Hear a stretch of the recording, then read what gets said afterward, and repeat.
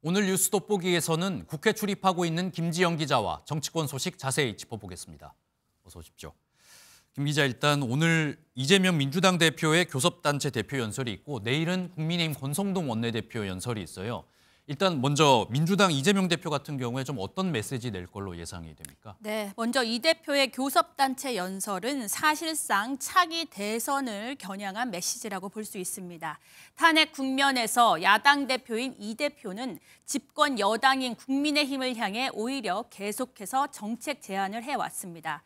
추경 편성과 AI 예산 확보, 연금 개혁 등을 요구하며 민생 경제를 챙기는 모습을 보였었는데요. 오늘 연설의 주제인 성장과 회복에서 볼 수 있듯 중도 확장을 위한 우클릭 메시지를 던지면서 차기 지도자로서의 면모를 부각하는 데 힘을 실을 것으로 보입니다. 네, 방금 민주당 이재명 대표는 차기 대선을 염두에 둔 일단 이야기를 할 것 같다 이야기를 해주셨는데요. 국민의힘 권성동 원내대표는 어떤 메시지 낼 것 같습니까? 네, 권 원내대표는 이재명은 안 된다. 이러한 반 이재명 정서를 겨냥한 메시지를 낼 것으로 보입니다. 그동안 여당은 차기 대권을 노린 이 대표의 우클릭 행보를 위장 행보라고 비판해 왔는데요. 이번에도 과거와 달라진 발언을 소환해 오락가락 행보를 비판하고 또 실천 없이 말뿐인 이 대표의 포퓰리즘 행보를 공격할 것으로 보입니다. 특히 민주당이 원점 재검토로 입장을 바꾼 일부 연구개발 인력에 주 52시간 근무 예외 조항을 두는 반도체 특별법의 국회 통과를 촉구하면서 야당 압박에 나설 것으로 보입니다. 모레부터 사흘간 열리는 대정부 질문에서도 계엄 사태와 대통령 탄핵 심판, 또 주요 정책 등을 두고 여야 공방이 예상됩니다.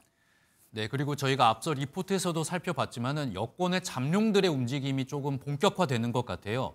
이틀 뒤에는 오세훈 서울시장이 국회를 찾는데 어떤 이유로 찾게 되는 겁니까? 네, 최근 국민의힘 그리고 이런 여권 잠룡들은 이 개헌 이슈를 확대하고 있습니다. 네. 반면 이 대표는 지금은 내란 극복에 집중할 때라며 선을 긋고 있죠. 사실 차기 지도자 선호도에서 이 대표가 압도적인 우위를 보이는 만큼 개헌에 적극적일 필요는 없습니다. 여권은 바로 이 점을 파고들어 개헌을 통한 정치 개혁 메시지를 던져 이 대표를 압박하고 있는 겁니다. 오 시장은 이번 개헌 토론회에서 4년 중임제를 기반으로 대통령은 국회 해상권을 또 국회는 내각 불신임권을 갖는 권력구조 개편을 주정할 것으로 보입니다.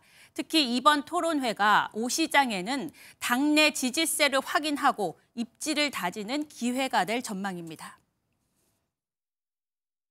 대선 출마에 대한 언급은 가급적 자제하는 편입니다. 헌재 결정이 나온 이후에 그때 상황을 보아서 명확하게 답변 드릴 수 있을 것 같습니다. 네, 여권의 잠룡들이 어떻게 보면 민주당 이재명 대표 좀 압박하는 모습인데 민주당 그냥 물러설 것 같지는 않습니다.